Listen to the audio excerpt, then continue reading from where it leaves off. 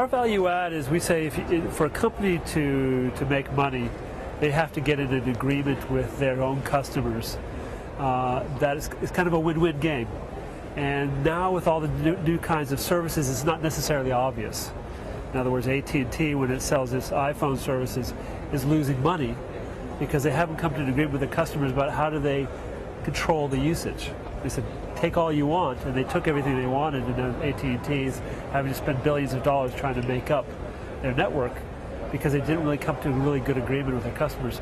Our job is to allow companies to set up a billing arrangement with their customers so that they get what they want, they don't pay too much, nor do they pay too little. Well, cloud is interesting because cloud is very, very related to telecommunications. So the telcos are probably the most natural point of delivery of the cloud services. So the real issue right now is that their experience in delivering services and what the cloud does are very different. And so in some ways, energy companies are probably more adept, let's say, at delivering cloud services because they know how to do kilowatts. And cloud is like kilowatts. It's more like water than it is like a telephone call. So the key thing that billing has to do with the cloud is teaching the telcos how to sell a service that's on all the time, that's continuous, like kilowatts. The problem with the network right now is that the non-power users, the guys that aren't willing to pay a lot of money for their services, are crowding out the power users.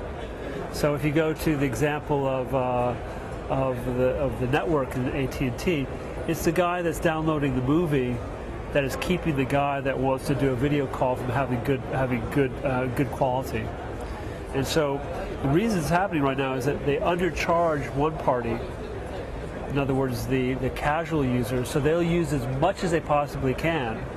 They'll use it to the point that it becomes slow. But by the time it gets slow, the real power users have stopped using it ages ago because it's just the quality is just too low. So this is the idea that you really have to make people understand the supply and demand of a service, and you have to control demand by setting the prices appropriately. Amdocs is a great company. Amdocs is an approach in which they're excellent professional services. They've got a good code base in which they can apply to different customers.